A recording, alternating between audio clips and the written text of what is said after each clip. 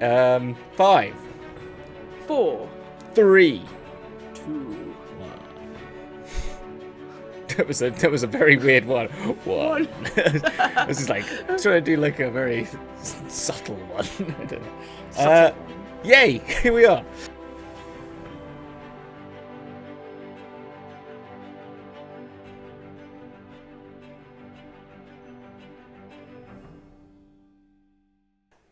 Hi, and welcome to the DM's Book Club, where we look at some Dungeons and Dragons and how we can put it into our role-playing campaigns. With me, as ever, is the fantastic host, creator, overlord that is Fiona. that is my official title I've got on my office door. Thank you very much. How are you, Hamilton? I'm very good. How are you? I'm very good, thank you. As I've described in the Discord already, but the last night, for the first time in my whole D&D playing career, I found out what happens when you put a bag of holding inside another bag of holding, completely by accident. All of our players know, we were all DMs, we've all played for 3 years, and none of us clocked that we had these things. And it was one of those sessions where we had a really cool beginning, we were doing really well, and then it's like the ideal version versus reality. Reality was that an hour and a half fallout about how do we get out of the astral plane. It was absolutely fun. And amazing. And that's the thing, that's why I love role-playing games and I love D&D, is that you can feel like the coolest person in the world but still have your own insecurities and own flaws, and you're like, oh, we're idiots. But it was really, really a lot of fun. So I'm still riding that high. The astral plane yet, or are you still stuck there? Yeah, no, we got out of there. We are level 17. I was about to say you're level 17, so someone's got to have like someone does have planar shift, but it yeah. was a bit like, we were a bit like, how did we not see this coming? But it's also a fault ruined on us. 2 very good bags of holding. Oh, yeah, I can't tell you how much. Like, well, first of all, I'd upended. That is an inventory lost, isn't it? Yeah. Oh, it was scattered everywhere. We it was one of those things where it was just like, you know what? I'm glad it happened, because otherwise we were too cocky, too smug that we defeated this big bad, and then we're like, well, no, it's now on the astral plane.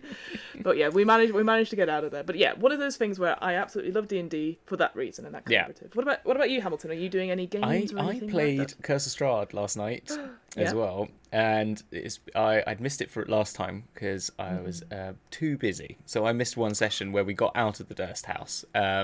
Finally. Yes, but last night's session, I kind of turned up, and I had my jab the other day, so I've been feeling a bit rough. I'm feeling better today, but I had been feeling a bit like off, to be honest. It really hit me, the old Moderna. But so last night though, I was just kind of like, oh, we were trying to fight these direwolves, and we realised there's like 20 direwolves now. Let's just run away. This isn't probably going to work for us, even though we were doing quite. To be honest, I did quite well for once. Like comparatively, I wasn't. I couldn't position I was like, because the last few sessions I'd been like low on health and I had no armor, but now I had my armor back. I didn't have something sucking my strength scores, so they were at like 0, nothing. So I had that all back. I'd rested. I had 25 hit points. I was ready, like to do some fighting. And we've got the advantage on flanking sort of thing. So I was just the party went in a group, and I just kind of went round the outside of the group, like circling. So they were like they gave me advantage wherever I went. So I was just like circling. I did an amazing divine smite kill, which was like, yeah, you're done. Amazing. And then realised that the half-orc's like dead. Let's get out of here. So, which is our cleric. So that's probably a bad move. So. And then I went to some farm, and I was like, why the fuck? I went in character, like, why are we doing, like, what are we doing? I have no idea what we're doing now. Because, like, we've been to some crazy house, we're in some random place, what the heck are we doing? And let's go see what this farm's about. I was like, oh, it stinks of rotten dead people. Yeah, duh, like, no shit, why are we here? Like, literally the whole time, like, why are we here? Like, let's just burn it, okay? And saw some scarecrow eating a raven, and I was like...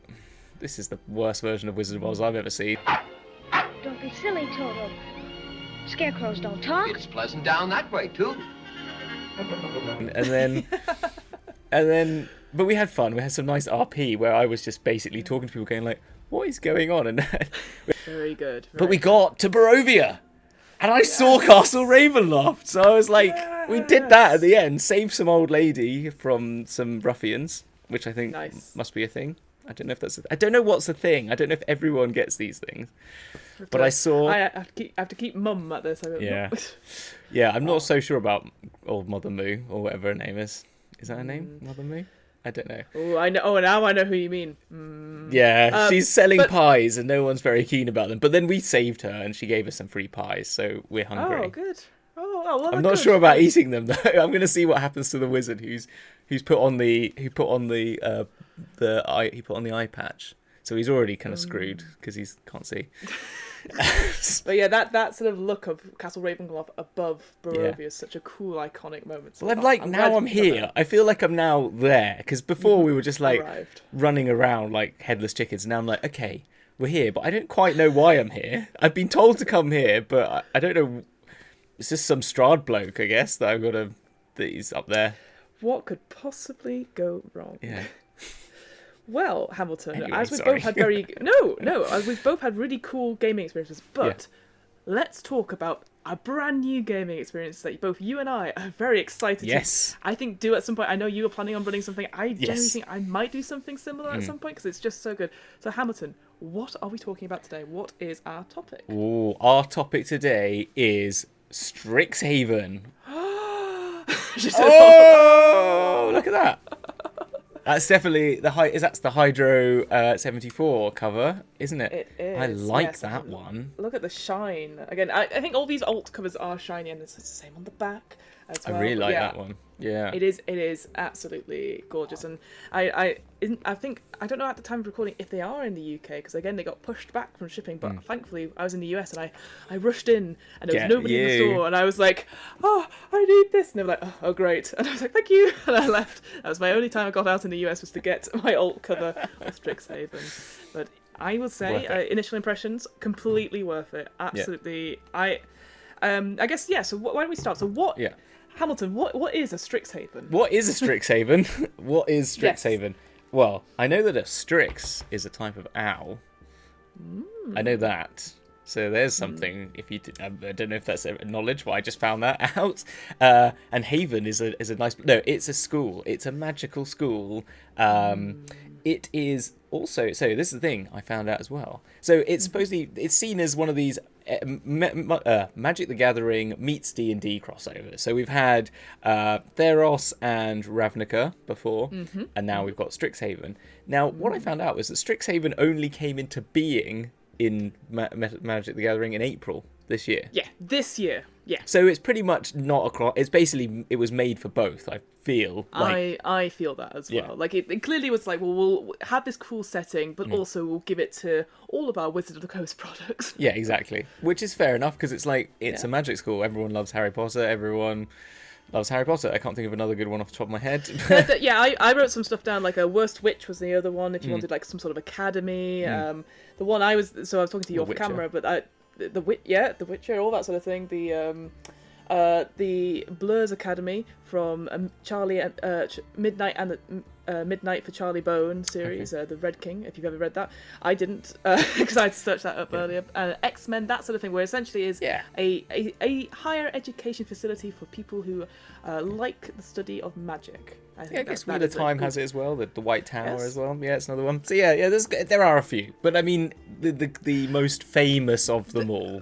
Famous and possibly most obvious. Definitely, if you read through the whole book, you're like, there are definitely influences of Harry Potter in this. And again, it's that sort of thing. Obviously, when I think all these informations are very good, and you can take this into your own thing. Well, obviously, we don't. Do make sure to you support the art, maybe not the artist. In this case. Yeah, that's. Let's just not talk about her, and let's not give her because we've got Strixhaven now, so we have Strixhaven, yeah. So you can just always be like Strixhaven forever, I think as well. Yeah. So yes. So I guess for you, Hamilton, what were the key standouts of Strixhaven, the setting itself? What was the key things that you were like, oh, that's very interesting? Well, I liked the different colleges. I thought they had a really good sort of balance of what. How they had different ideas behind them. I think even in that the necromantic college, I've forgotten which one's which. Winterbloom, that's it, of course. Even plays on that theme quite well. So I thought that was interesting. I think people will find all. So I should say which what they are. So there's Silverquill, Prismara, Winterbloom, Lorehold, and Quandrix. And and I think each of them have a particular quality that I think someone will find an attraction to, I think, and each person can find. It's like personality quizzes, it's like one of those, isn't it? And I think people like that. It's a bit, and it's like we talked about the factions of Sigil, and we've talked about factions in Waterdeep as well, but like I think it's a similar idea to that. You can take a philosophical or sort of academic view of your character and sort of hone in on that, if you will. Yeah, I think what's cool about that, and we'll go back to the Unearthed Arcana briefly, which came out earlier this year, which talked about these colleges as well. I think what's cool about it is the when it sets up this sort of whole plane, essentially, Arcavios, I believe it's how to pronounce it. But it says you can put Strixhaven anywhere, which is always good with these things. You can put a city anywhere, you can put a college anywhere, essentially. But it talks about this idea of magic. Magic is abundant, and you can have it talks about the weave and stuff like that, but in this plane in Arcavios, there are things where the magic is so I had this idea of this weave, but in certain places it is knotted and tangled, and I almost think like matted at this point. There are just bits of magic anyway, almost like a Van Gogh painting. I think the sort of multicolored stuff, maybe even like an aurora in this plane.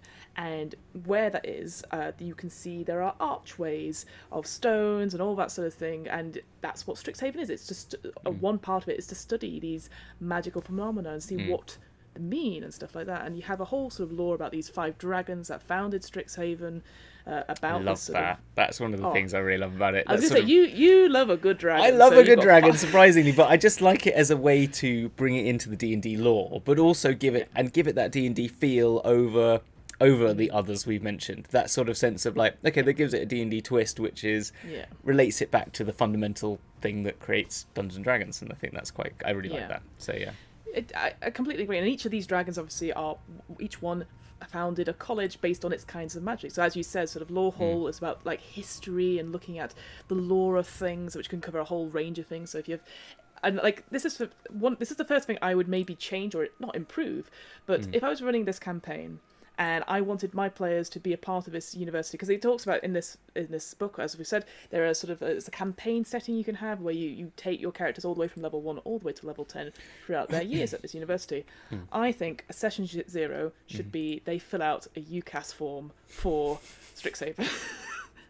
Oh, I fucking hated my UCAS form.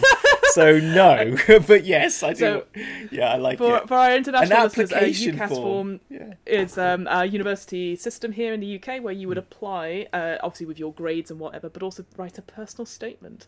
And so I would love to do that, and that would be a bit of the like writing as a character and the background and stuff like that. That's a really lovely idea. Okay, I'm stealing that when I do the stream version of this. Okay, stolen. Exactly. That's session 0 sorted. It's less like you have to write it and then send it to your teacher and get horrible feedback for it. No, it is about like, I think that as a way to create your backstory perhaps, or have an idea of it, is write a personal statement of why you get into Strixhaven.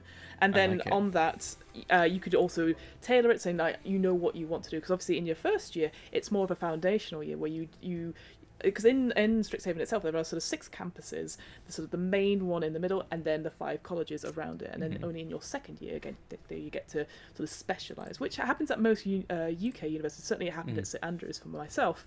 So I quite like that you could always feel out and see your first sessions or first couple of sessions in that first year per se, and then be like, oh, actually I really want to do this college, or I want to do that college, or even take a couple of courses in each perhaps, but obviously having one primary one to see where you're going. So I thought that was quite good. Again, having that in the lore a little bit as well, just sort of like, and having that sort of set thing. So you have obviously the 5 colleges, you've got these 5 dragons that aren't around but could be around. There's a little paragraph that said like, if anything really bad happens, they're coming back. Yeah, you don't want them to come back. No, I see that as a bit like do you know the Waterdeep statues in Waterdeep? It kind of made me feel like I if I was going to flavour it a bit, I might do something like that, sort of like the Harry Potter had like the relic sort of idea that they all had relics, but I kind of like this idea that maybe they're just like stone statues or something somewhere, or they're all they're just off in their their sort of like horde retirement home. You know, we talked about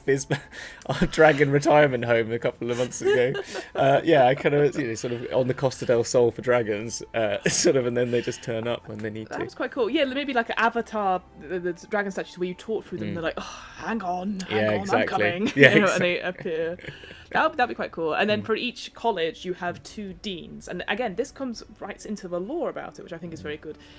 The whole point of Strixhaven, the study of magic itself, it believes the better way to understand something is to teach sort of almost polar opposite principles. So you have like order and chaos. I think it's art and perfection and expression. I think is Prismari. And as a result, you have then 2 deans for each of the colleges that embody those principles. And I think that's again another really cool role-playing idea that you again maybe a bit more prep on the DM side of it, but then you can sort of write down. And so when a player will ask for help from one of the deans, and if they go and visit 2 different deans, they're going to say 2 different things about the same question, which I really like, because that for me is the pinnacle of academic conversations I have. It's like, well, what should I do? Well, have you looked inside your heart? No, I need you to tell me so I can pass this exam. No, that's a very good point, and yeah, I think that's the thing that they've done really well, which just kind of relates back to that wheel. I was going to talk about the wheel that they've got, but we can sort of kind of fits in with it. They've all got 2 colours of this magical spectrum from Magic the Gathering. I can bring up that wheel now, so we can have a look at it. Should I? Oh, I could even share that with you if you want to see that quickly. Oh, yes, please. It's loading for me. I can see it. Hurrah! There you go. So yeah. So and those are the magical wheel of Magic the Gathering, which is what. And you were just saying. So for example, Prismara or Prismari, I forget. I think it's Prismari, and I will say this as well. There are a number of names in here, and again, my another fault I always have with Wizard of the Coast books. Please have a pronunciation guide. Yes, Certainly for some of the professors' names. There are very cool professors. I'm not going to pronounce any of them in this episode because I don't know how to. So, yes, exactly. So yeah. Anyway, sorry. It's fine. No, it's fine. But so yeah, Prismari have red and blue, so they have logic, technology, impulse, and chaos. So those are the 4 sort of key headers for that magical thing. And supposedly I'm not a Magic the Gathering player or fan, so I'm learning this by amassing information, not by actually playing it. So I'm coming from the outside. But from what I gather is the lore of Magic the Gathering generally, even though it's just about playing cards, is that actually it comes from manipulating the 2 magics together is always interesting, these 2 colours. And even, I don't know if that somehow, from what I don't know if that relates into decks as well or not, but it might be good that your decks have multiple colours. But I'm not so... But yeah, so that's it. And then like Silver Quill is black and white, so that's parasitism, which is selfishness, at the expense of others, and amorality. But white is morality and order. So you've got morality and the laws of man order, it says there. So like, let's say it's more morality, isn't it? Morality and sort of justice. And then, but also selfishness and amorality. So you've got this complete dichotomy, as we were saying. So, yeah, interesting. Yeah. And I'd say this as well. What's interesting with that, and certainly with Witherbloom as well, because again, from my growing up reading the Harry Potter books, instantly you maybe attribute certain alignments to certain colleges, and instantly I think people would say Witherbloom, Slytherin must be evil, and I think what they do, especially for Witherbloom, it's very interesting. The little descriptions for each of the colleges. It talks about this life and death thing, about using that growth and decay as their opposition principles. And I think like it's just really fascinating, that sort of thing, because that all these colleges, they're not inherently good or evil. They're just, this is the way we study magic. And I think they've written, again, I know I always say this, but I think there's been some cracking writing about writing stuff that's neutrally and not necessarily invoking feelings of like, well, this is the Gryffindor, we're very loyal and we're great with our friends, to the, we're ambitious and cunning, we're the Slytherins, that sort of thing. So I think it's any of these colleges doesn't necessarily dictate what you as a player or as a character needs to be. No. And so I think that's really people have even taken those even from the Harry Potter one, taking them to the characters that have been portrayed as the Slytherins. There are good Slytherins in the end, as well. Like that's the thing. Absolutely. It's just And but as you said again, talking about the dichotomy of Witherbloom, they've got the selfishness of it at the expense of others and amorality, but they've also got interdependence, which is like natural survival, knowing you need to be dependent upon others, and therefore there's a dichotomy there. And then instinct, I guess, is something different, but it does already put that in there as two halves of that coin. So it's sort of, it's interesting. I think it's a good. I think it was an interesting way of balancing it. Obviously, fits it in with the Magic the Gathering, but I think it's a nice new. I always like. I said this every time we've done these in stories. Like every time you can add a new layer to your character, with some sort of like, we all like sort of diagrams and stuff like that. That's not chaotic evil and not that sort of standard alignment system, but something that it is much more personal and and personal interpretation can be dealt. Selfishness at the expense of others doesn't necessarily mean you're necessarily evil or whatever that means. Yeah. Do you know what I mean? You can take that in so many different ways, and an impulse can be something completely different. You could take that as gut feelings, or you could take that as no thought. That it could be both ways. Irrational. It could be completely irrational. And so I don't know. I really like this edition, is all I'm saying. I absolutely agree. I'm going to come out of that watching so I can see you properly. Stop watching. There you are. Right. I think that's a great, and like I said, certainly the first chapter I think is a really good sort of, this is what life is like at a university. Yes. I think what is very good. It definitely, it reminded me of my days back at university, which I appreciate is a very old woman thing of saying, oh, back in my day this, but talking about say the biblioplex. Yes. So this big library in the centre, and I was like, I spent so much time at my library. Oh yeah, you bring up. I've got the map up. And I know we'll always say this. The maps are beautiful, and I love how they're not necessarily like top down. Top down. Yeah, exactly. They are beautiful, almost like promotional posters. Like, hey, come to Strixhaven. Well, it's much more like wayfinding. Wayfinding Yes. maps that you get at universities or any sort of like, or it's this one, and again, maybe they're influenced a little bit by their Witchlight Carnival, which is very much both like a Disney map, when you go to that sort of, again, wayfinding sort of way of doing things. So I love it. Yeah, I completely agree. Yeah, and so you have this library, you have the Fire Jolt Cafe, where you can where you can work, which is like, people have to do jobs when you're at university to pay your way, and that's and we'll definitely come on to the jobs in a second. And then you have a tavern, which its description of it reminded me of in St Andrews. There's a place called the Waypack, which I used to spend half my time I spent in the library and half the time I spent it in the Waypack because they had the best nachos. So instantly, these descriptions of stuff, I could easily map it onto my own experiences. And I think again, anything like that's a good starting point for a DM. Even if I'd say, even if you haven't been to university, I appreciate this is obviously aimed at higher education, that sort of thing. You don't have to. Any sort of thing that you might have a really nice local cafe yourself, or a pub, or any sort of place that you hang out. And you can use those like feelings an to office campus, like even if you work in like out of town offices where you have those sort of like cafe places and stuff like that, which I've moved into one recently with my office, so I'm very much up on it. It's very similar. There's the Wild Herb, which is what we've got in our local one, and it's sort of everyone goes there less now. Everyone goes there, but less now. But exactly that. That's such a good point. And so you have that obviously in the centre, and each of the colleges around the thing, and they're all again very flavoursome in terms of their environment and stuff. And the one I want to point out now, I will say, and this is where the Unearthed Arcana comes in. So when we did the original Unearthed Arcana way back when it came out, obviously very, very exciting. What's interesting is that what came out was subclasses, and these were sort of indicated for each individual, so for wizards, for bards, for spellcasters. Yeah. Now these colleges are open to anyone because they're all background feats, and you get similar sort of things. You don't get, for example, Lawhold's subclass was something about like having an ancient companion where you would get them with you, and then you would ask them questions, and then they would come around with you, and it'd be like a living statue. Again, a really cool idea, but it seemed a bit overkill when you're level 3. Yep. Whereas now it's sort of like, here's these general backgrounds you can have. Try and get those up, actually, if I can see those streaks. Yeah, go for it. And so you get some extra spells and stuff like that. So and I think that's the key thing is that, and it makes it very clear, again, back in the lore, is that this is a place that the multiverse can come to. You're going to have your Dryad students. You're going to have Treants. There is a professor that is a brown bear.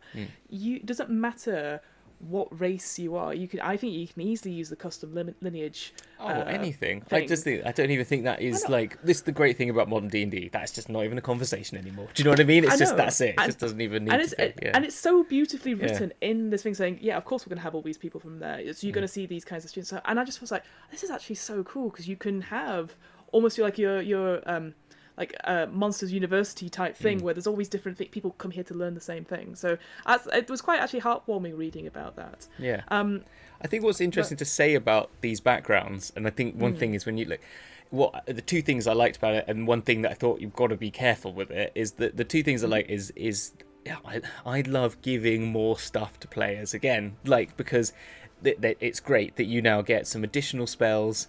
And you've got more to play with. You've got more stuff. You've got more stuff that, again, that fits with what I was saying earlier about.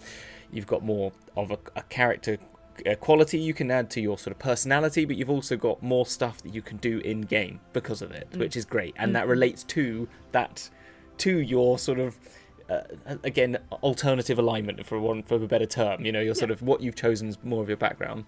The only caveat is these are OP, so. Be careful.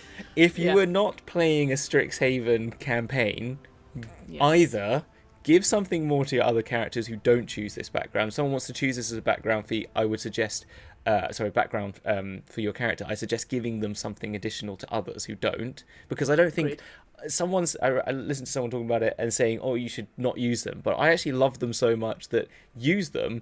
But now this gives me now the opportunity to feel like I can write backgrounds for people that are much heavier weighted.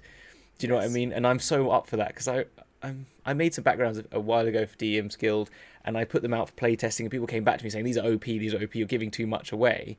And now I'm like, I'm going to go back and rewrite those because this is now giving me the opportunity because there's an RAW, a raw version of it, which says you can add spell lists to backgrounds and the feat as well, particularly additionally, so I'm up for that.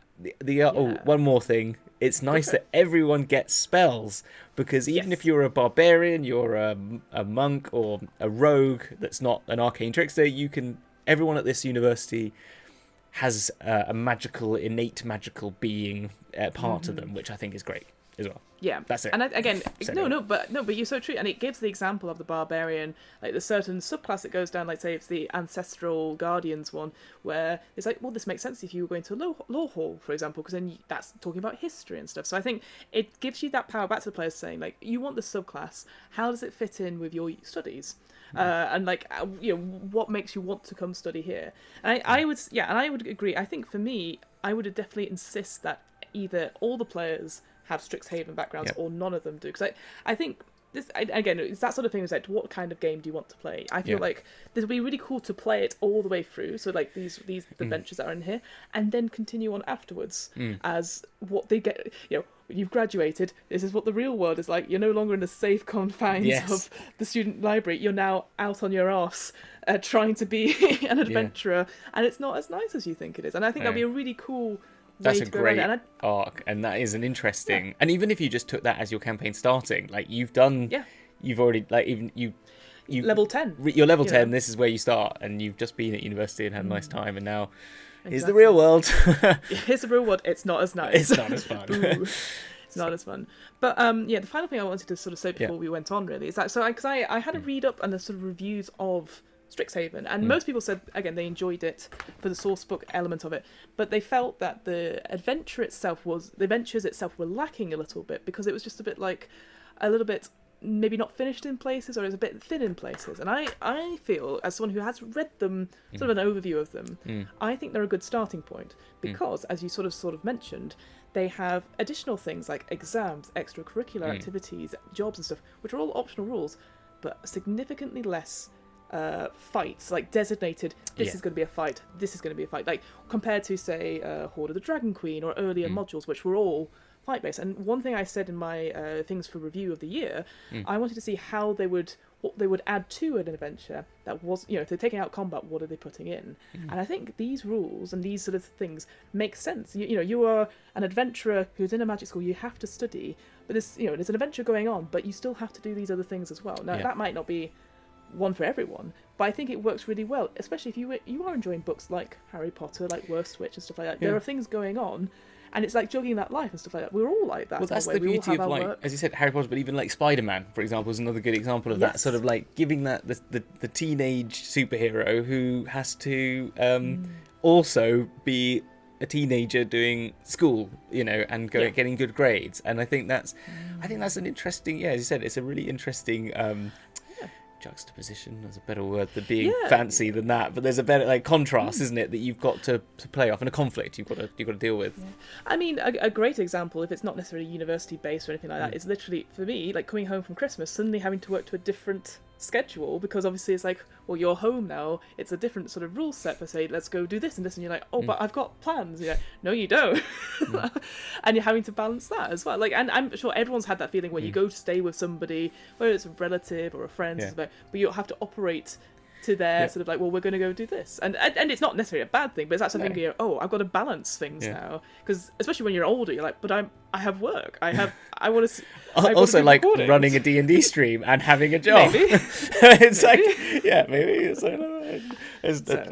not bringing too much of my own self to this table, but so that's no, I think we're all felt seen at this exactly point, so just moving on briefly, I want to talk about Owlin. So the race that has now been formalised in the Strixhaven. So we've seen Owlin before. They were in the Folk of the Feywild Unearthed Arcana, which got released earlier this year, along with the original sort of rabbit folk, so Heragon, fairies, etc.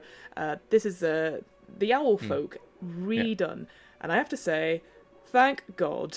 I am so glad it's been redone, because in the Folk of the Feywild, they were so OP. They had magical sight. They could, if they fell, they could still hover in the air due to a dexterity check, which you'd think, of course, they're bloody owls, they're going to succeed in that. They've taken those away, so I feel a lot better. So, like you said, you're not going to turn around to your owl in the party and go, is there any magical traps? And they're going to go, shrug. Yeah. I don't know. It was... Yeah. I actually hadn't checked out at the time. I hadn't looked at that Unearthed Arcana, but you talked about it earlier, and I was like, I did read it. Then to go, they got a fly speed, so if I'm in a game with Fiona, I can cross them off the list because that's them out. But they only got 30 feet fly speed, unlike Aarakocras, which I think got 50 feet. So they're a ridiculous amount. And you said that the Dark Vision's 120 feet, which is. Again, now it is. Yeah, now it is. God. But I also think, as I said to you, they're owls. They can see for miles, right? They're like hawks, right? They see everywhere. And also, you should basically. I just feel 120 feet's doing a disservice to owl folk. That was all. but yes, no, it makes sense in D&D, and I think. I think they also get the 3 ability scores +1 as well. It's the only other difference. Unlike the other Tasha's rule, which is 2 +2 to 1 and +1 to 1. You can +1 to 3, which I think is a bit more like humans, isn't it, as well, who get +1 to everything. Yeah, there's definitely... I think that's a rule that's come in through all of them, because I recently created a gem dragonborn for something, and you could choose... you can choose to add +1 to each 3 of them. So I think that's an old thing, but I think that's it's sort of just says here it is, rather than like, oh, would you want to do this or something. But right, I do think like I think again, it's that sort of thing in the setting. Owlin makes sense in a way, because there's lots more Owlin representations in terms of deans and professors and stuff. There's some great portraits of them in here as well. So like I can't remember which professor and which college it is, so you don't need to worry about it. But there's definitely one that looks like it's just turned around like in a. Again, I like the idea that these are all picture days. And it's just like an owl just like, like just come in from a class. Maybe that's the other thing I'd introduce. Is like maybe we'll have people have to dress up for picture day and for a session, and we have to take pictures and have them on their matriculation IDs and all that sort of thing. Oh, that'd be really cool. Yeah, do like school. And do like a school book, like what they're called. A yearbook. Yearbook. That's the word. Thank you. Yeah. Yeah, I think I will say that reading through this whole book. Did you say matriculation day? Matriculation. What does that mean? I feel this is a St Andrew's thing, but when you matriculate, you get your card and stuff at the beginning. Right. I didn't know that was the name of the day. That's good. I like a new word. I like a good new word. Matriculated. Oh yeah. Okay. Cool. Yeah. But yeah. So I think for me, I'm not a DM that makes lots of props or anything like that. For this, I see so many Yeah. opportunities to make Report stuff cards, as you said. Like, doing... the report cards. Well, we'll come to exams next, but I just like the idea. It's like, okay, again, happy to check with your players, because sometimes they're like, I just want to play a game. Yeah. But I feel like this is something where you could be very crafty and do something else. If people are like, I'm not feeling running a game tonight, or I'm not feeling it, to say, okay, let's do something else. Let's do like a crafts thing. Let's do a taskmaster. Okay, you've woken up late on photo day. You have 2 minutes to get dressed. Yeah. Go. Yeah. You know, and then see them rush about the room. Again, I'm assuming it's online rather than in person. But again, you could have it like later on in the third adventure, it's the masquerade ball. Yeah. And you could be like, hey, this tonight's session, we're going to do the ball. Let's dress up for it. Let's make an actual effort. You know, that'd be so cool. Yeah, so awesome. you can tell, I saw all these opportunities going, oh, we could do more than just role-playing games. So. That's really good.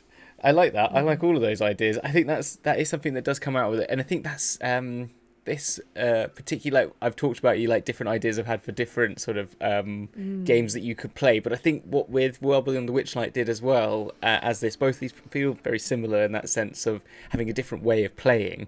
Make you want, like, the carnival makes you want to do more things, doesn't it? It makes you want to have lots of carnival games, which they give you, and even the companion one that we looked at, I've forgotten, that we did.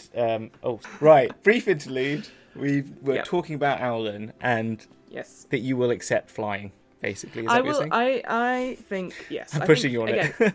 You're pushing on it, and I'm going to give you a straight answer, officer. I think so. I think it again makes sense, and I think because me as a GM, and again, it's more me than anything else, I can actually see actual representations of owls that aren't like I guess because they're not, I don't see them as big fighters and stuff like that. Presumably you would do towards the end of the campaign arc in Strixhaven, but they're not, we're going to fly around and we're going to just like I love how the image I've got up right now is of spell slinging owls fighting, but yes, I get what you're saying. I get what you're saying. Yeah, I guess because it's later on do you get these sort of things. And I think in our Discord, I can't remember who it was now, so apologies, because they were saying that wasn't sure how much you could do in a campus, and it turns out I think you can do quite a lot of stuff in a campus. It's not necessarily fighting. Like I said, you've got dueling, you've got extracurricular activities, you've got jobs, and you have exams. So and we didn't even talk about the sport either.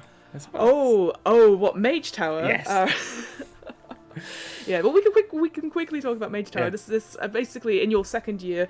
This is what the second year sort of adventure is about. Is sort of Mage Tower, this big tournament, almost like I would say a Tri-Wizard tournament, but about one game, about you putting a team together, a crack team, to basically do like a capture the flag type thing with your other college's mascots essentially, and stealing them from there. It sounds bloody fun, and again, I can imagine that being a proper miniatures thing where you're all together trying to, almost like Blood Bowl, I think, maybe that sort of thing, where you're just rolling up. I just think that anything like that, which is more tactile or more sort of thinking about the books rather than just rolling dice, I think always just adds something to it. So I did like that idea of having a sport that everyone could be good at. I totally agree.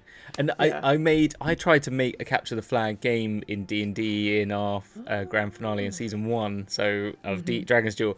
And it's not as good as this, and I knew that. It just didn't. It was very hard to make work because I was trying to make it so that two teams of the same people playing not in this like online at the same time, trying them not to see what the others are doing, which was quite difficult and hard to manage at the same time. But I think the game itself was actually quite fun, and I love those more, not PvP, but those sort of like, you could make it PvP, but more just sort of tactical games, you know. And you said miniatures, it sort of does bring to mind exactly. Blood Bowl was a good shout as well. Yeah, but that again, PvP, so it goes on to this sort of thing with relationships. Now I would say this, when I say relationships, there's not necessarily I would say not an in-game benefit per se to having the relationships rule. So essentially what it means is that you can, at the beginning of session 0 or whenever you do a campaign of Strixhaven, you have to pick a friend and a rival, and they get points essentially. And when you're working at jobs or extracurricular activities, there'll be some people there that you can get a relationship point in. And for a friend, it's 2 points. For a rival, it's minus 2 points. And then there's the option to have a beloved. You get an extra point into your friend. And I guess it feels like it's really a more role play thing, and maybe it's just a way to track consent, I would say, because not everyone wants to have relationships with NPCs. And when I say relationships at this point, it doesn't have to be partners. It could be just like platonic love or something. And it makes a big section about that. So I think it's maybe just an easier way to track, or make it obvious to everyone in the open that this person feels this about you, or this these people feel like this about you, through tactile things. I don't know about it myself, because I said there's not an in-game benefit per se. It's just a nice way to track things, and maybe like these are clearly going to be your rivals throughout your school years, or these are going to be your friends, and you can switch points and lose them as well. And I don't know, for me, I would have it more as a conversation with my players, but that's just the sort of DM I am. I don't mind having those frank going, okay, let's talk about consent, let's talk about what are people's barriers and stuff, because I can imagine people going, oh, do we have to... Because having friendships isn't necessarily a points game. Really? Like, well, I've been playing it. I've got your scorecard right here. Oh no! No. Oh no! But I guess because you have friendships that are you don't speak to each other for a couple of months, and then you get back and you've not really left it, or that I in real life. So I guess for me, the way I don't necessarily track them as like they're my best friends or they're this or something. Like, I've never tracked it like that. Like, and especially now in the age of the internet, where you can have friends all around the world at different times and stuff. I find that's a different kind of friendship to ones you were with school with and stuff. It's a bit Simsy, isn't it? That's kind of what it makes me think of. It's that Sims, like, you move up. I can't remember. It's been a long time since I played or watched that game, but the sort of, you get points, don't you, on your relationships, I remember, and that's a very similar thing.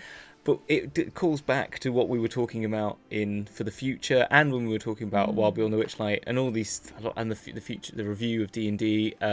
What are those other systems for non-combat point scoring, or whatever that means? How do we, and this is one of those examples that they're trying, and I think, and this has got more we're about to talk about, but I've got at the moment I've had up since we talked about this, the Strixhaven Memories card, that sort of report card thing, and it has those relationship tracker, the extracurricular activities, jobs, your report cards for the year, all these more ways of gaining points, or gaining gamification of life, which is what role playing is in a sense, because you feel like you I mean, not that all role playing has to have leveling up, but it allows that D&D. You come to D&D for numbers and scores and ability points and to a certain extent, and this allows you to have that gamification if you so wish, isn't it? Really, which is I completely agree. And then going on to, I think if we go on to the exams part next, because I think that's the more interesting thing about Strixhaven. Obviously, the extracurricular job is also interesting, but this is where each year you are in Strixhaven, you have a set of exams that you must pass. And if you pass them, you gain an extra D4, these student dice, that you can add to an ability check, which is related to that exam. So I think early on there's an exam in your first year about Slard, and if you get, and it tells you like this is the DC, you can study for it, you can pull an all-nighter, which I think is hilarious. As someone who did an architecture degree, that was I'm very much aware of pulling an all-nighter. Oh my gosh, yeah. Sitting in the print room at 2:00 in the morning whilst I'm waiting for the printer to work and it's not working, and then staying up all night because you're like, it's 6:00 now, it's finished work, I've got my review, my vocal review in 2 hours, let's just stay up. Oh my gosh. Wow. Oh, so horrible. I think I only ever did one all-nighter. Really? And I regretted it. Oh yeah. I'm someone who really loves their sleep. So but I also I know university it went right out the window. Maybe I don't know. I think I missed out on a lot of other things because I slept. I don't know. Well, I missed out on a lot of things because I was in the studio rather than because I would be in the studio when my friends going, I'm going in the pub, and then they message me going, I'm out of the pub now, come and join us. I'm like, I'm still in the studio. How cool am I? Yeah. It's fine. Don't weep for me. Don't weep for me. But what I think. So obviously in your first year you can do an exam on the Slard. I think there's one on Owl Folk or something like that. Again, what I would do if I had the time as a DM, I would make an actual quiz, and then I would test the players, like, because I think it gives you in the Slard one, it goes like, you can have multiple choice of like red, green, death Slard, all that sort of thing, and you could be like, which one of these Slards has can produce this kind of egg or something like that. Like, I can't remember off the top of my head, and then do a quiz and see what the players get. I think as much as I had in a session 0 the other day, So you give me homework.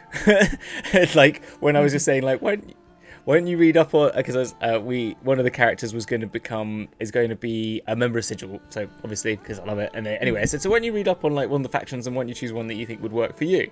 And they go, oh, I've got homework.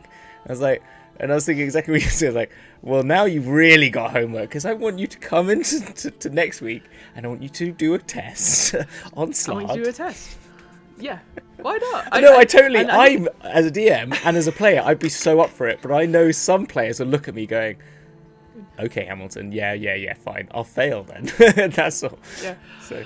Well, and of course there's rules for cheating as well if you're going to be that sort of thing. And it's a nice little system. I quite like it. And again, it's just that extra thing where you max out deception as a rogue. Just go for it. Yeah. Why not? Exactly. So I just thought they're really cool. I will say that there is a slight spoiler on that Strixhaven memory card because you only have one exam in the final year. I don't know why, but you only have one. Yeah. Yes. So it's a bit unfortunate that's obvious from the set. Yeah. Why is it actually? I just noticed that. Sorry. Yeah. Yeah. Because essentially, if you let's say your final year is a bit like the Deathly Hallows, I'll put it to you like that. Yeah. No, but it says year 4, no time. That's it, isn't it? That's what it says. They cancel pretty much all the exams. They could have just put them on there and then just you could cross them out or something. That would make so much more sense. I think, I think, again, maybe that would be my thing, was that you'd still have them. But, yeah, it was one of those things I was like, oh, well, you've spoiled it a little bit there. But anyway, again, up to you as a DM to think about that. Cool. And then finally, very quickly, the extracurricular and jobs. So as we all know, as students, we like our things. We like hobbies and stuff. So there's a vast array of extracurricular activities which you can gain. If you take, you gain a relationship point and a student die for certain things. And there's stuff like, obviously you've got your dragon chess ones. You've got your live role playing ones, which I thought was quite funny. The Iron Lifters Club, where you're sort of like gym wise and stuff. I thought they were cool. I think the one that spoke to me was just working as the coffee person at the Fire Jolt Cafe. Just kind of felt like a barista. Like I was like, yeah, that feels just about right. Doesn't it? Exactly. Yeah, the cool thing with the jobs one as well, you get a wage and all this thing, but it could be a role playing moment in itself where if you switch jobs or you're fired from a job, that's another thing you can do. And again, they've got all these names and they've got like a little like a collection of characters that you are a part of these clubs or are in these jobs as well, and like there's an archivist, all that sort of thing. So there needs to be a book club, doesn't there? Really, I think there needs to be a live action role play book club. That about. A Dungeons and Dragons club, even, or maybe or whatever it could be. Maybe like a podcasting club or AV club, yeah. Or exactly. AV club, the joke was always a witch stream, perhaps. Or like a campus. Is there a campus radio? I don't remember seeing campus radio. Was there? Oh, I don't know. Actually, there's the Strixhaven Star. There's the Strixhaven Star, which is the newspaper. But that's not a radio. Yeah, because they could make a radio station. I love that. Well, they've clearly missed out on that. Yeah, a radio station and some sort of like magical broadcasting thing. Yeah, you could broadcast stuff like through just like from, I don't know, some sort of you could make up some magical system, or like a mechanical sort of gramophone-esque sort of thing that just kind of travels them, sends it, like records it on a little needle and that runs along like a telegram that records on another needle that plays it over a gramophone or something. There you go. And so easily you can make up your own and have the different sort of student dice and probably pick one of the students in on that as well. And a battle of the bards could happen. Sorry, I was just thinking of more things. But there you go, and I think that's the thing. Like I said, some of the criticisms I have seen against Strixhaven, there's like, it's a bit patchy in places, and I'm like, I agree. But we've just found places where we can put our own stuff in. And I think that's the whole point of a good source book, is to have these ideas where you jump off. And I think the campaign itself, if you were going to play it through, I think it'd be really interesting. I would be keen to see what it would be like to play the whole thing and then what the players found as a result. Because again, you are contained in a little bit, but at the same time, say Dungeon of the Mad Mage is 20 levels of a dungeon. Yeah, like, it's alright. It's not my favourite. Thing, but, no, it's not great. But that's the thing. Such a shame. You can do a lot more with this and jump off it. And if you're into that sort of thing, if you're into doing higher education, if you want to build that community where it's not fun, and lots of RPG games are like that now. They're not necessarily going, you go and fight the monster. You learn. You just live someone else's life, which could easily be studying for a degree. So, well, that's the thing, and I think there's again going back to The Sims. There's a big movement, and I think people enjoy that part of RPG. Sometimes there's a lot of people who love the downtime parts of it. When I played Waterdeep Dragon, I loved the city aspect of it. That sort of just being in a city and just living some sort of life. And some people got really into owning the tavern and the bits that happened in the tavern, which is very Sims again. So I think, I think that this just adds another level to it, which I think people just enjoy experiencing a different life and having fun with it. And as we said, all the extra little bits you can add to that, like, having the Battle of the Bards or having the Freshers Week, like, where's the Freshers Week sort of thing,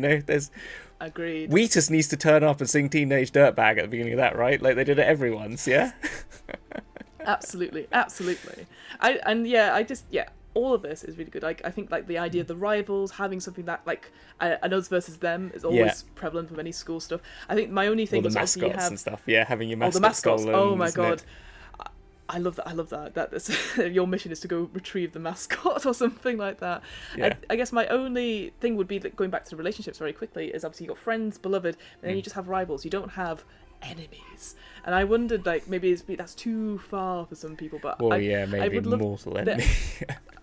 Well, I guess for me, again, no big spoilers, but obviously you discover at the end of all these 4 adventures, there is someone behind it. Yeah. I would love it if the enemies, it's almost like a Draco Malfoy moment where they realise that they've got too far gone or all that sort of thing. But again, maybe that's just me on that point, because it just seems like the levels are a bit different. But you know what? Overall, you can add really it, as you said, as well. You can just add that. That's the thing. That's the magic, isn't it? I think the magic. That's the beauty of it. No, that's true. Oh, there was one thing I was going to say. Oh, it's gone right out of my head. Oh no! I had a fun idea. I've forgotten it now. Oh bugger! Go on, finish it then. I'm sorry. I've lost it. It'll come back to me. So, I'll message it in the chat or something. Yeah, you'll be like. I will say, I think if you are looking for a different way of running Dungeons and Dragons, that's not about dungeons or dragons, but there's a bit of dragons, I would say, but it's something different. Strixhaven has that. I definitely would recommend anyone who's not so sure to run the first adventure, I think, because I think there's enough there to keep it interesting. I think, with all these extra rules and stuff, give it a go. I think without the extra rules, I don't know what it would be. I would definitely feel it would be a little lackluster. But I think with all these things, it's given me so many ideas to be like, I can create props, I can create things. And that might not be for you as a dungeon master, but the fact that I get excited about the fact, I'm like, oh, I want to do a picture day, I want to do this. And it's those sort of things where you remember those after the fact. You always remember. You never guess what so-and-so did at our last D&D. You never forget the bag of holding within a bag of holding. Exactly, yeah. No, it's the weird, wacky things that are going to be fun. And there are things like the Secret Cinema. That's obviously, if you've ever been, it's been a few years since I've been. But you dress up for those. You are in character and stuff like that. So why not give it a go? You're all going to be on the same level, even if you're all looking shit in like newspaper hats or something. Yeah, no, totally. I'm totally up for it. I think, Well, when I do my Mean Girls Strixhaven campaign... That is so fetch. Gretchen, stop trying to make fetch happen. It's not going to happen. Which I have to do. It's 4-parter. I think it has to be a 4-parter. Yep. I know exactly. I've got more. Reading it through, I was like, I know exactly what college the main Mean Girls are going to be in. I'm like, yep, I know which one they're going to be in. And then, but it's just like, and you can have so much fun. It's so like you just opens up the door, as with all good source books do, is give you enough really fun stuff, new things to play with, and then opens up. Exactly. Has such a good concept that you can just like run with it because of all the things that are already out there and the things that you've got in your brain. Even though it is equal part source book, equal part adventure module, which it is, but I don't think it needed any more source book. I think I have heard a lot of people complaining that it's like, well, it's only got one race and it's only really got feats and stuff for itself, but actually we've got enough already, and there's enough homebrew out there of those sorts of things, to be honest, that it really is just something very particular. But then that allows you... I'm going against a lot of... I'm going against a bit what I said on other things, but I think this one didn't need as much additional stuff. I think it's already got enough good grounding. So, I love it. I think so. I agree with that. I think, it's like... It has what you need. Like, those... I've said this already, but the 4 adventures, it just, it's one after another. You don't have to do them in order. You could just do the final one, and then that's that. And I think... you can easily change things around. Like I said to you, like again, no spoilers. I will say it, I think the villain is a bit silly. As I told Hamilton off the scene, like who it was and all that sort of thing. Like I do think it's a little bit, after we had a whole thing about villains and stuff, but you could make it as horrible and as evil as possible, because the idea at the end is that you are the heroes of Strixhaven. You have to save your university, the place you have lived. You know, and just as you would be as adventurers saving your hometown or the Waterdeep or anything like that. So I think that's the only thing I'd say is like making the ending as important to the players as possible. So maybe that's the whole point with these previous adventures, is to tie those. You know, here are your beloved, here are your friends and deans that are at the whim of this villain. So and I know I've said this before, but the what's cool about all the adventures, if you play them in order, is that there are little hints that you could easily match up. So it's one of those things where if you're playing this over a course of, say, a year, 2 years, and you get to the end, you go, oh, and you make those connections going, oh, it is this person because this happened in our first bit, and then this, you know, which is always a delight as a player. I always enjoy that, making those connections, even if I feel really stupid afterwards. But yeah, I think it's that. I hope this does well. I hope to see streams of it.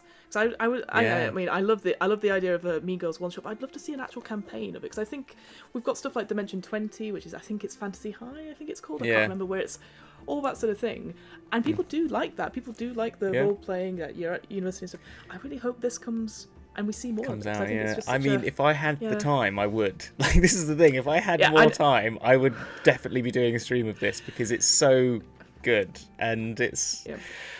Yeah. Well, I'll tell you what, I'm going to say to the DMs out there who listen to this or watch this, put down your Curse of Strahd books. There's tons of Curse of Strahd out there. We both know this. Yes. Run a Strixhaven. Yes, run a Strix. I feel, you know, we talked about this, like, want to know what the most streamed things, and I think we're going to look at potentially some D&D statistics potentially next week, maybe, I don't know, or something. But again, that's something that I'd really like to see at the end of 2022, because we're going to have quite a big year anyway, because we're now in 2022. We are existing in 2022 when this is live, when this is live, not actually physically now.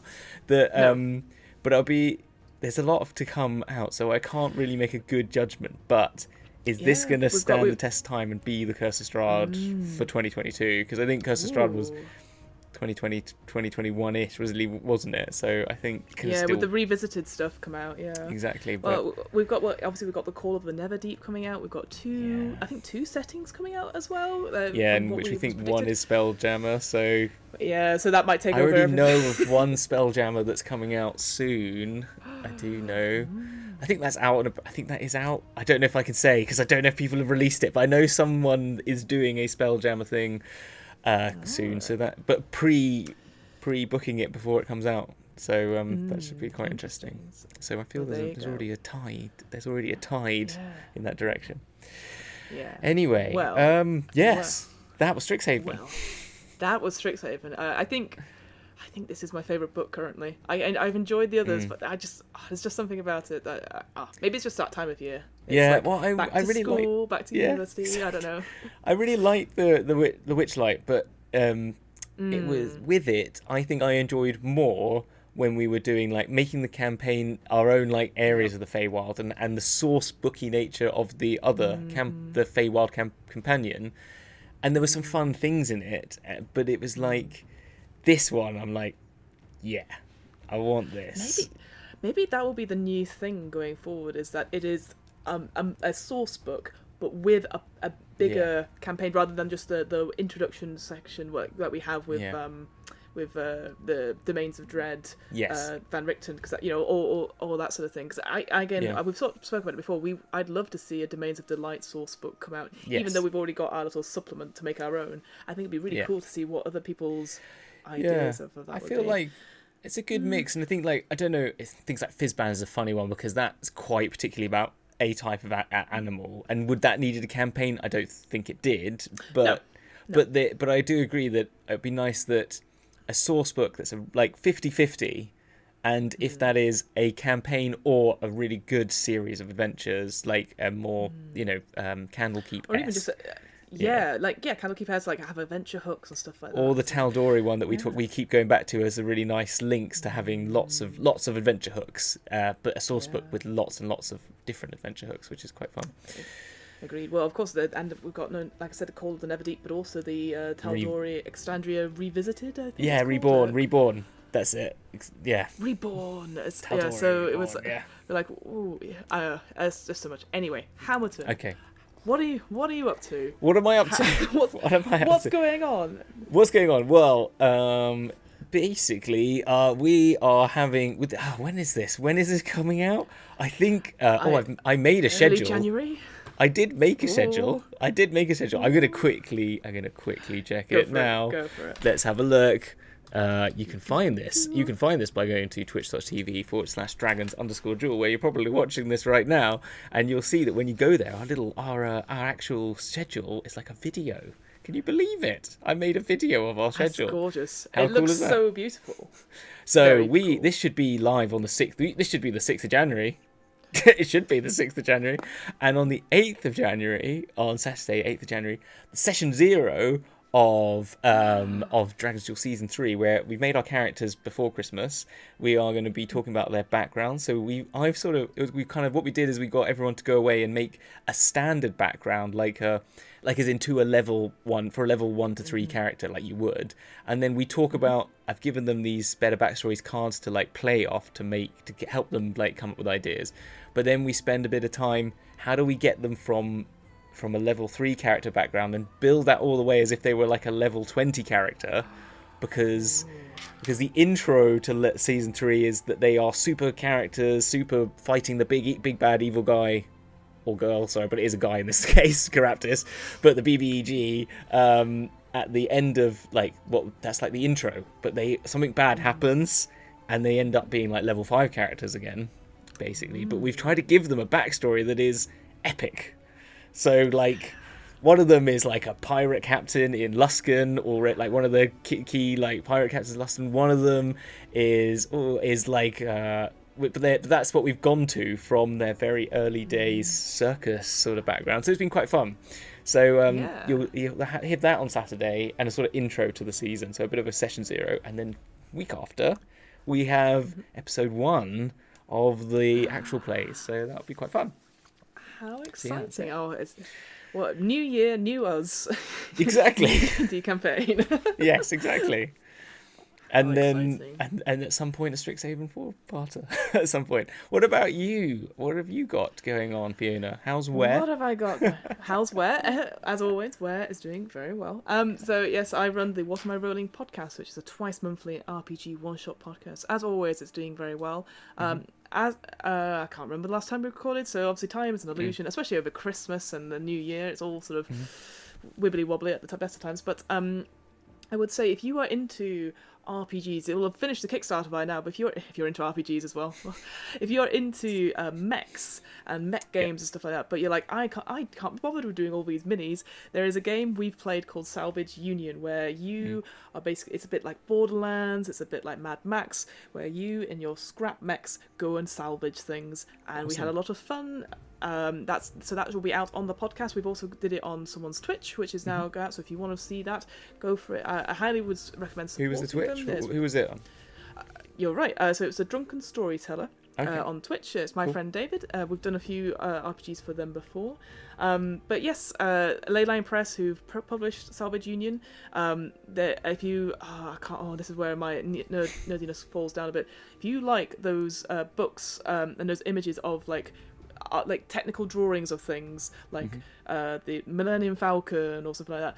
It's a very similar thing. I can't remember what they're called now off the top of my head. The Haynes manuals for cars is what I'm thinking Haynes, of. that is exactly If you like a Haynes style of or drawing, like Dorley and Kindersley, DK as well. Yes, DK. Haynes is the one I was thinking of, but you're right. That sort of cool technical drawing style. That's what this book is pretty much. Cool. It's a gorgeous I'll book, have to check this Salvage out, Union. I'd recommend checking it out.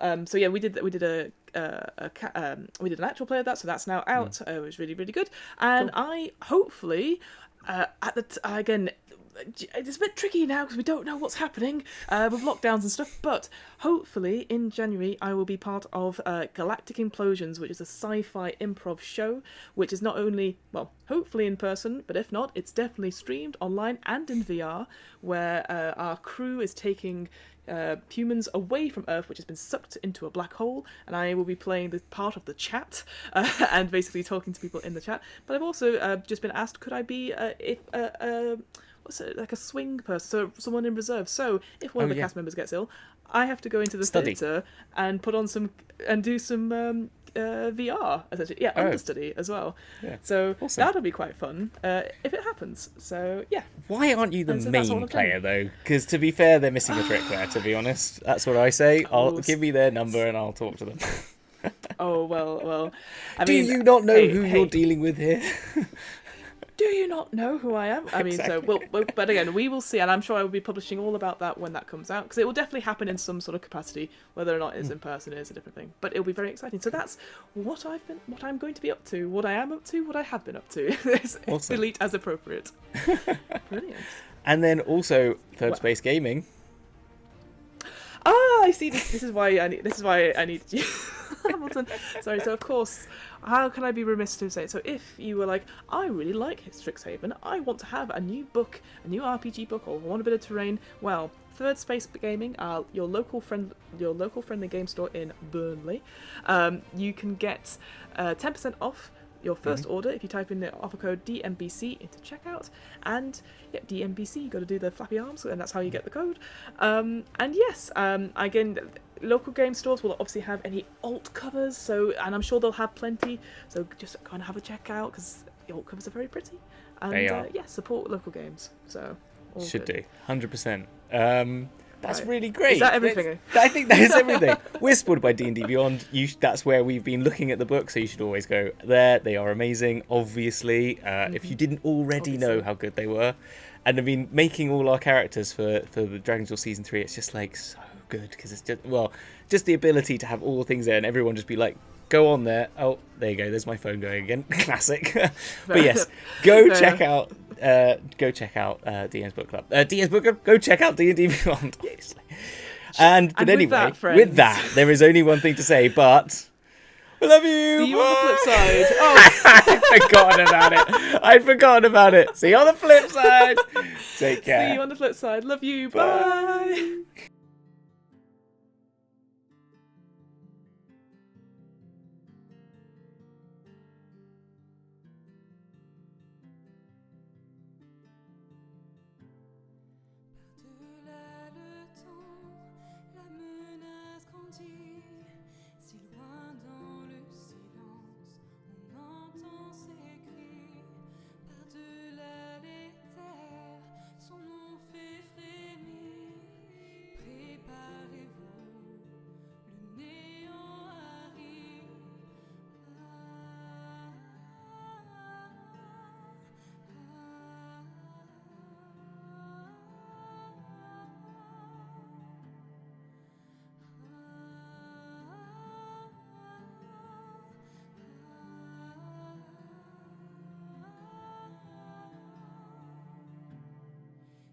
Les gens ne se trompent point, de la peur ils se noient.